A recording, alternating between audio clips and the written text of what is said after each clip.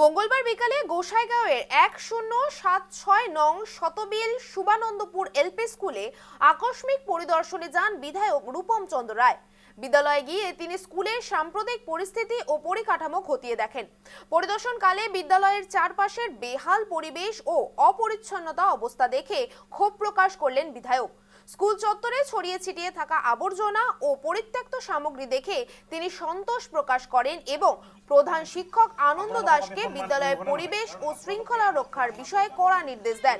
বিধায়ক রূপম চন্দ্র রায় বিদ্যালয় কর্তৃপক্ষকে দ্রুত ছাত্রছাত্রীদের উপযোগী, পরিচ্ছন্ন ও স্বাস্থ্যসম্পন্ন পরিবেশ গড়ে তোলার নির্দেশ দেন। পাশাপাশি বিদ্যালয়ের সামগ্রিক উন্নয়নের প্রয়োজনীয়তা সহায়তা ও সহযোগিতা প্রদানের আশ্বাসও দেন তিনি।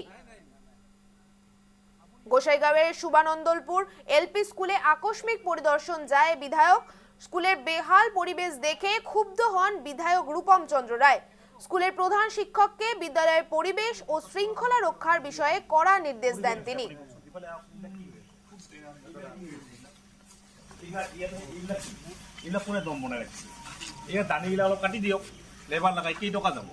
স্কুল কর্তৃপক্ষৰ এনেকুৱাটো নহয়। চাওক, আপুনি এজ এ টিচাৰ হিচাপে মই আপোনাক বেয়াকৈ ক'বলৈ মোৰ মন নাই, ঠিক আছে, কিন্তু এজ এ পাব্লিক ৰিপ্ৰেজেণ্টেটিভ বিধায়ক হিচাপে মোৰ কোৱাৰ দায়িত্ব আছে।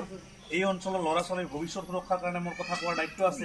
ঠিক একেদৰে আপুনি শিক্ষক মানে কি, আপোনালোকক আমি সন্মান কৰোঁ, হয়নে নহয়? কাৰণ আপোনালোকে আমাক পঢ়া শুনা কৰি ডাঙৰ দীঘল কৰিছে। এই অঞ্চলৰ ল'ৰা ছোৱালী যে পঢ়িব, কি আহিব, এইটো এটমস্ফিয়াৰত কেনেকৈ কিতাপ পঢ়িব আপুনি মোক কওক। নহ'লে কিছুমান ল'ৰা ছোৱালী খেলেতো অলপ মাতি দিম আৰু ভেণ্ডৰক কিবা ক'বলৈ গ'লে মোক কৈ দিব।